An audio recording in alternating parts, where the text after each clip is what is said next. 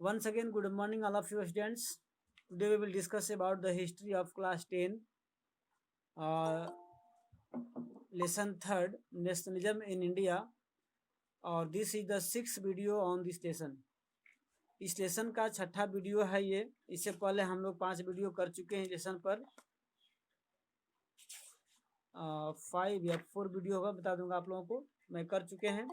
तो आज हम लोग पढ़ेंगे. पॉइंट है आपका 3.1, the salt march and the civil disobedient movement. Okay, page number 63. आइए देखते हैं हम लोग कि साल्ट मार्च स्टार्ट कब हुआ था, क्यों हुआ था, इसका मेन मोटिव क्या था. बहुत इंपॉर्टेंट पॉइंट यहाँ से आता है और बहुत इंटरेस्टिंग भी है साल्ट मार्च, और बहुत नॉलेजफुल है. इससे बहुत सारी ज्ञान मिलेगी हम लोग पढ़ने के लिए. देखते हैं कि Mahatma Gandhi found in salt a powerful symbol that would unite the nation. सबसे बड़ी बात रही नॉन कॉपरेशन मूवमेंट हो या फिर वो चंपारण मूवमेंट हो या जो भी मूवमेंट हो, सबसे बड़ी बात थी कि उसमें सभी लोग पार्टिसिपेट नहीं हो पाते थे. तो महात्मा गांधी ने नमक को चुना. चूंकि साल्ट जो है सबको जरूरी है, चाहे वो रिच हो या पुअर हो, सब लोग साल्ट की डिमांड रखते हैं, सब लोग साल्ट को यूज करते हैं. इसलिए महात्मा गांधी ने साल्ट को चुना सबको यूनाइट करने के लिए. ओके, तो ऑन 31 जनवरी 1930, 31 जनवरी 1930 को ही sent a letter to viceroy Irwin stating 11 demands. Mahatma Gandhi ने जो है 31 जनवरी 1930 को जो इरविन के वायसराय थे, बोलते हैं विकेरी मतलब वायसराय, ठीक है, जो इरविन थे उनको 11 डिमांड को लेकर के एक पत्र भेजा था. 11 demands. Okay, some of these were the general interest. उसमें से कुछ ऐसे डिमांड थे जो सबके लिए डिमांड थे, सबका मतलब उसमें हित था. और कुछ डिमांड जो थे स्पेसिफिक डिमांड थे डिफरेंट क्लास के लोगों को, जैसे इंडस्ट्रियलिस्ट थे उसमें, और कुछ जो है बड़े बड़े पीजेंट थे. यानी कि महात्मा गांधी ने 11 डिमांडों भरा लेटर पत्र जो है इरविन को सेंड किया था, जिसमें कुछ बातें तो थी, जिसमें कुछ पॉइंट जो थी नॉर्मल कॉमन पीपुल के लिए भी थी, और कुछ पॉइंट जो थी समाज के स्पेशल क्लास के लिए थी, जैसे मतलब बड़े बड़े उद्योगपति से लेकर के बड़े बड़े किसानों तक. The idea was to make the demand wide ranging so that all classes within India's society would identify with them and everyone could brought together in a unite campaign. यानी कि महात्मा गांधी का जो डिमांड करने का जो मेन पर्पस ये था कि हम समाज के सभी लोगों की डिमांडों को अगर रखते हैं तो सभी कास्ट के लोग, जो सभी क्लास के लोग जो क्या करेंगे, हमारे कैंपेन में, हमारे इस मूवमेंट में शामिल होंगे, और हमारी जो यूनिटी है वो क्या होगा, ज़्यादा मजबूत रहेगी. The most string of all was demand to abolish the salt tax. सबसे बड़ी बात यहाँ पर जो नमक पर जो टैक्स लगती थी उसको एबोलिश करने की थी. जो नमक पर टैक्स होता था उसको समाप्त करने की डिमांड जो है इम्पोर्टेंट थी. Salt was a something consumed by the rich and the poor alike, and it was one of the most essential items of food. चूंकि साल्ट को क्यों चुना महात्मा गांधी ने, साल्ट को इसलिए लिया कि साल्ट सभी की कंज्यूम्ड की थिंग्स थी, चाहे वो रिच हो या पुअर हो, सबके लिए जरूरी है उसको, और इसके बिना काम नहीं चलने वाला था. The salt on tax, the tax on salt and the government monopoly over its production, Mahatma Gandhi declared revealed the most oppressive phase of the British rule. यानी कि जो साल्ट पे जो टैक्स लगने वाला था या लगता था, या जो मोनोपोली राइट थी कि केवल गवर्नमेंट ही साल्ट को बना सकती है, ऐसा एक अधिकार मिल गया था. तो इस राइट के अगेंस्ट में महात्मा गांधी ने कहा था अगर हमारी 11 डिमांडों को नहीं मानेंगे तो हम लोग फिर से अग्रेसिव रूप लेंगे ब्रिटिश गवर्नमेंट के अगेंस्ट में. तब क्या होता, Mahatma Gandhi letter was in a way an ultimatum. Mahatma Gandhi ने बाद में लेटर तो दिया ही 11. जी सर. हाँ बोलिए बेटा. सर द टैक्स से एक बार फिर से समझा दीजिए. द टैक्स ऑन साल्ट, यानी जो नमक को जो साल्ट लग रहे थे, सॉरी जो साल्ट पे टैक्स लग रहे थे, और जो गवर्नमेंट की मोनोपोली राइट थी ओवर इट्स प्रोडक्शन. यानी कि जो मोनोपोली राइट मतलब होता है कि एक तरह के विशेष अधिकार होता है, नियम होता है जो केवल गवर्नमेंट ही उसको प्रोडक्शन कर सकती है. यानी कि स्पष्ट बात है जो नमक की प्रोडक्शन हो रही थी उसमें एक सरकार को नियम था, ब्रिटिश गवर्नमेंट को, केवल गवर्नमेंट ही नमक को प्रोडक्शन करेगी, अदर जो है लोग नहीं कर सकते हैं। ऐसा राइट था, ऐसा अधिकार था गवर्नमेंट को। इसी गवर्नमेंट राइट को बोलते हैं मोनोपोली राइट या गवर्नमेंट मोनोपोली, गवर्नमेंट की विचारधारा। इसी अगेंस्ट महात्मा गांधी ने जो है 11 डिमांड को करने के लिए जो है ब्रिटिश गवर्नमेंट के पास जो है अपने मतलब मेनली जो है इरविन के पास जो है डिमांड रखा था। लेकिन इस डिमांड के बाद महात्मा गांधी ने बाद में एक अल्टीमेटम भी दे दिया कि अगर आप हमारे डिमांड को नहीं मानेंगे, if the demand were not fulfilled, अगर हमारी डिमांड को नहीं माना जाएगा बाय द 11 मार्च, यानी कि 30 जनवरी को ये दिया था अल्टीमेटम, और उन्होंने बाद में भैया कि अगर आप 11 मार्च तक हमारी डिमांड को नहीं मानते हैं तो letter started the Congress would launch a civil disobedient campaign, कि जो कांग्रेस है फिर से क्या करेगी, सिविल डिसोबीडियंट जो है स्टार्ट कर देगी। Okay, Irwin was unwilling to negotiate, जो इरविन था, जो वायसराय था, वो इस कैंपेन को या इनकी बातों को, 11 सूत्री बातों को मानने को तैयार नहीं था। So Mahatma Gandhi started his famous salt march accompanied by 78 of his trusted volunteers. जब इरविन ने इनकी बातों को नहीं माना, जब इनकी डिमांड को कंप्लीट फुलफिल नहीं किया, तो महात्मा गांधी ने क्या किया था कि साल्ट मार्च को स्टार्ट किया था। उसमें 78 इनके विश्वासी वॉलेंटियर थे जो इनके हर सुख दुख में साथ देते थे। उनका विश्वास था कि बीच में हमें छोड़ करके नहीं भागेंगे। वैसे 78 वॉलेंटियर्स को लेकर के महात्मा गांधी ने साल्ट मार्च को स्टार्ट किया था। ये स्टार्ट कैसे हुआ देखते हैं। तो the March was over 240 million miles, जो साल्ट मार्च था वो 240 माइल दूरी कवर किया था। फ्रॉम गांधी जी आश्रम, साबरमती में जो गांधी जी की आश्रम है वहाँ से चल करके इन्होंने 24 डेज में जो है गुजरात के कोस्टल टाउन जो दांडी है वहाँ तक पहुँचा था। ये समझे आप लोग, यानी कि महात्मा गांधी जो है 240 माइल दूरी को यानी कि अपने आश्रम साबरमती से चल करके दांडी गुजरात में एक समुद्र के किनारे पहुँचे थे और वहाँ पर नमक बनाया था। The volunteers walked for 24 days about 10 miles a day, यानी जो उनके महात्मा गांधी के सपोर्टर्स थे वो 24 दिन तक लगातार कंटिन्यू चलते रहे और वो क्या करते रहे, आपको पर डे चलते थे 10 किलोमीटर या 10 माइल्स जिसको बोलते हैं, और रात को वहाँ रुकते थे। वहाँ पर thousands came to hear Mahatma Gandhi wherever he stop, यानी कि रात में जब महात्मा गांधी जहाँ रुकते थे वहाँ हजारों हजारों की संख्या में लोग आते थे और महात्मा गांधी की बातों को सुनते थे, उनके विचारों से अवगत होते थे। साल्ट मार्च समझ आप लोग बात में बेटा, साल्ट मार्च से महात्मा गांधी जो 24 डेज चले थे साबरमती आश्रम में दांडी तक, तो रात में जहाँ जहाँ रुकते थे वहाँ अपना देते थे स्पीच, लोगों को मोटिवेट करते थे अपनी विचारधाराओं से कि हमारे आगे की प्लानिंग क्या होगी, हमें क्या करना होगा, हमें किस तरह से रहना होगा। क्योंकि आपने देखा था कि स्वराज जो नॉन कॉपरेशन मूवमेंट था उसमें लोगों ने अलग अलग मीनिंग अपने अपने अकॉर्डिंग लगाया था।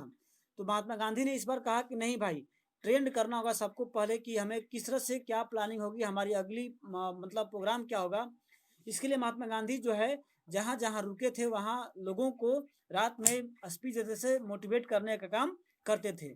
और फाइनली क्या हुआ था, thousands came to hear Mahatma Gandhi wherever he stopped and he told them what he meant by swaraj. और स्वराज का मीनिंग, आखिर स्वराज का मतलब क्या होता है।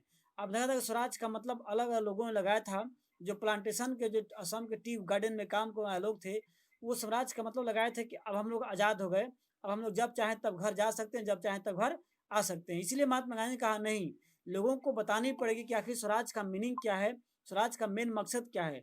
इसी आइडिया को जो है महात्मा गांधी जो है जहाँ जहाँ रात को रुकते थे वो लोगों को बताने का काम करते थे। And urged them to peacefully defeat the British, और लोगों को शांति के साथ जो है ब्रिटिश के साथ वो क्या बोलते हैं आंदोलन करने की बात जो है बता रहे थे। Finally on 6 April he reached Dandi, और उन्होंने 6 अप्रैल को जो है क्या दांडी पहुंच गए थे। एंड सेरेमनी और वायलेटेड द लॉ, और नियम जो क्या नियम था कि कोई भी आम पब्लिक जो है नमक नहीं बनाएगा, नमक का प्रोडक्शन नहीं करेगा, उस नियम को महात्मा गांधी द्वारा तोड़ा गया। एक बार ना वायलेटेड यानी कि जो रूल की डिनाई करना। Manufacturing salt by the boiling sea water, और समुद्र के जल को बॉयल करके वहाँ क्या किया गया, साल्ट को मैन्युफैक्चर किया गया। ये था साल्ट मार्च। बेटा आप लोग समझ गए ना? साल्ट मार्च क्यों हुआ था कि जो इरविन जो थे वायसराय, उनकी 11 डिमांडों को नहीं माने थे, इसलिए महात्मा गांधी ने अग्रेसिव होकर लोगों को जगह जगह जागरूक करने के लिए, और नमक जो कि सबका रिक्वायरमेंट है, प्राइमरी रिक्वायरमेंट है नमक जो है फूड आइटम का, इसलिए सबको से इसमें अगर हम करते हैं, सभी लोग चाहे रिच हो या गरीब हो, सभी लोग हमारे साथ देंगे, इसे नमक को चुना। और जो नमक में एक मोनीपोली राइट थी कि गवर्नमेंट ही केवल नमक की प्रोडक्शन करेगी, साल्ट की प्रोडक्शन करेगी, तो इस नियम को भी तोड़ना था सिविल डिसोबीडियंट के माध्यम से। ठीक है बेटा, बोलिए। Yes sir. आगे चलो ना, आगे चलते हैं। नेक्स्ट है देखिए, सेकेंड पैराग्राफ है, this mark the beginning of the civil disobedient movement. और यह जो साल्ट मार्च को किया गया, यानी कि साल्ट बनाया गया, तो यह एक इंडिकेशन था, एक स्टार्टिंग था सिविल डिसोबीडियंट मूवमेंट का, कि अब हम लोग आपकी बात को, आपकी आदेशों को नहीं मानेंगे। यहाँ क्या किया गया? पहली बात कि नमक की जो रूल थी, साल्ट लॉ को तोड़ा गया साल्ट मार्च में, है ना। जो नमक बनाने की राइट केवल ब्रिटिश गवर्नमेंट को थी, वो क्या किया गया? उसको तोड़ करके आम पब्लिक भी नमक जो है प्रोडक्शन कर सकते हैं। इसका ये जो सिविल डिसोबीडियंट मेन जो है बिगनिंग थी, स्टार्टिंग थी, यह एक तरह से टेलर कह सकते हैं कि सिविल डिसोबीडियंट मूवमेंट का एक टेलर था कि अब हम लोग आपके आदेशों को नहीं मानेंगे, हमें जो इच्छा होगी हम लोग करेंगे। How was this movement different from the non cooperation movement? यहाँ क्वेश्चन आता है कि आखिर ये नॉन कोऑपरेशन मूवमेंट से डिफरेंट क्यों था? आपने पढ़ा था कि नॉन कोऑपरेशन मूवमेंट में बहुत से लोग अपने जॉब छोड़ चुके थे, अपने वर्क को जाना कम कर दिए थे, या जगह जगह रेलवे, पोस्ट ऑफिस, बैंक को लूटा गया था, यानी कि सरकार को नॉन कोऑपरेट किया गया था। तो आखिर नॉन कोऑपरेशन मूवमेंट से साल्ट मार्च कैसे डिफरेंट था? आपको ये जवाब देना है, सोचिएगा, बताइएगा आप लोग। यह मेनली इसमें था कि सरकार को बिना क्षति पहुंचाए, इस साल्ट मार्च में सरकार को बिना लॉस किए हम अपनी बातों के माध्यम से सरकार की रूल्स को अपोज करते थे साल्ट मार्च में। और नॉन डिसिप्लिन में क्या था कि लोग उसमें सरकार को क्षति पहुंचाते थे, और इसके बाद अपनी बातों को, मान लो कि नौकरी पर नहीं जाएगा तो क्या होगा? सरकार को लॉस होगा ही ना। रेलवे बाधित करेंगे, पोस्ट ऑफिस बाधित करेंगे, तो क्या होगा? सरकार को लॉस होगा। तो मेनली हमारे ख्याल से ये डिफरेंस है कि नॉन कोऑपरेशन मूवमेंट में मेनली जो है सरकार का लॉस होता था, और सरकार अग्रेसिव होकर के दमन करने का प्रयास करती थी, जबकि साल्ट मार्च में ऐसा नहीं होता था।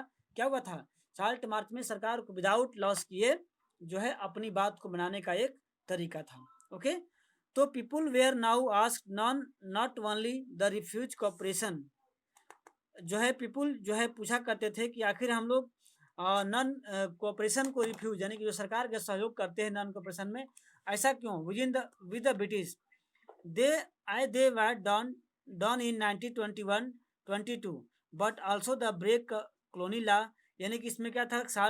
नॉन कोऑपरेशन मूवमेंट में केवल जो है सरकार के आदेशों को नहीं मानते थे, सरकार के कार्यों को नहीं करते थे, लेकिन इसमें क्या था? सरकार के कार्यों को तो करना भी नहीं है, लेकिन इसमें क्या था? सिविल डिसोबीडियंट में सरकार की रूल को भी फॉलो नहीं करना है। ब्रेक द कॉलोनियल लॉ, स्पष्ट लिखा हुआ है कि there is major difference between the non cooperation movement and the others. जो है सिविल डिसोबीडियंट मूवमेंट में ये था कि सरकार के बातों के साथ साथ उनके रूल को भी फॉलो अप नहीं करना है। ठीक है, ये था आपका डिफरेंस सिविल डिसोबीडियंट मूवमेंट में और नॉन कोऑपरेशन मूवमेंट में।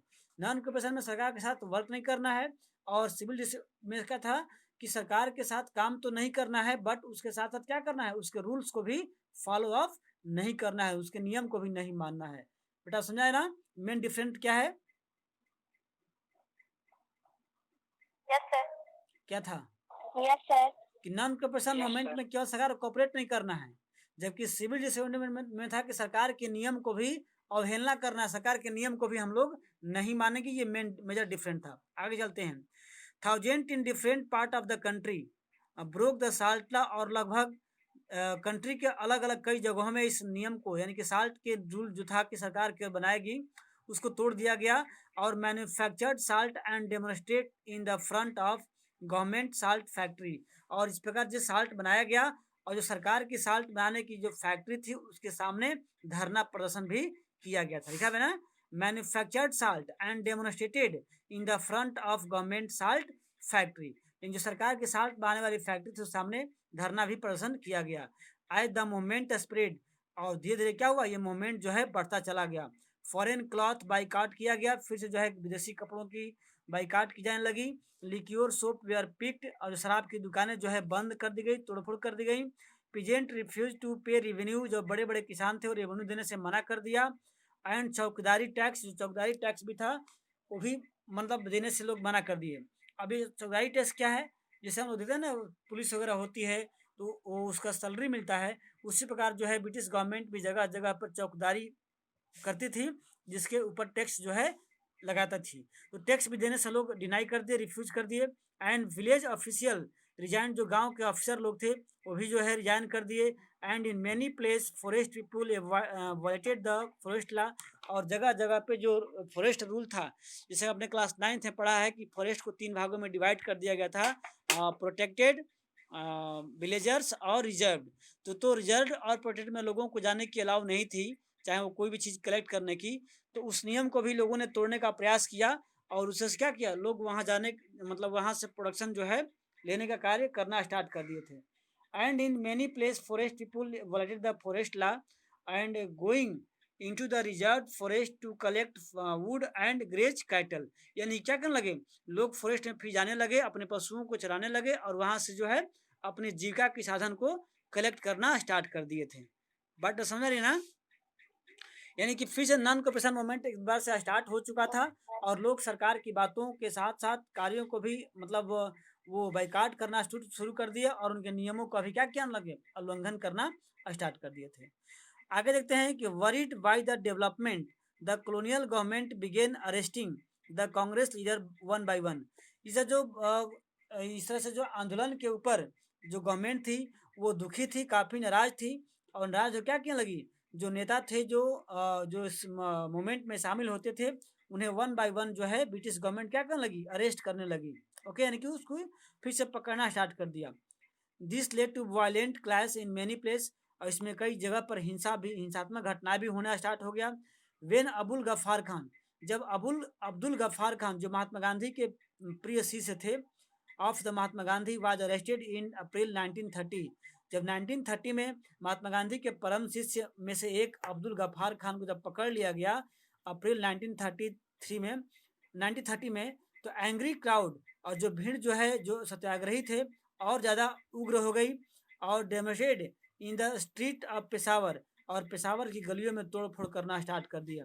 Facing armoured cars and police firing, यानी कि जो है पुलिस के ऊपर देख रहे हैं आप, फिगर दिया गया ना, पुलिस क्रैक डाउन द सत्याग्रही, जो पुलिस की सत्याग्रहियों पर आंदोलन, फिगर में दिया गया, आप देख सकते हैं। मैं फिगर को एक बार दिखा दूंगा आप लोगों को, ताकि आप लोग मन में थोड़ा एक इमेज चला जाए कि किस तरह से वहाँ पर सत्याग्रहियों पर वो की आंदोलन। फिगर दिखाई नहीं दे रहा, लाइट चल रहा है, आप देख रहे हैं फिगर को, आप लोग में फिगर दिया होगा।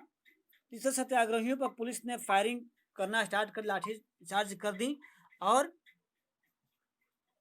उसमें मैनी बहुत से लोगों को क्या किया गया था, किल्ड भी गए, मैनी वेयर किल्ड, बहुत लोगों की जाने भी गई थी। अ मंथ, एक मंथ बाद, when Mahatma Gandhi himself was arrested, और एक माह के बाद महात्मा गांधी भी अरेस्ट हो गए। और industrial workers in Solapur attack, जो जब महात्मा गांधी को अटैक मतलब अरेस्ट किया गया, तो सोलापुर के जो कंपनी के लोग थे, जो वर्कर्स थे, वो पुलिस स्टेशन पे अटैक कर दिए। म्यूनसिपल बिल्डिंग, जो सरकारी बिल्डिंगें थी, उस पर अटैक कर दिए।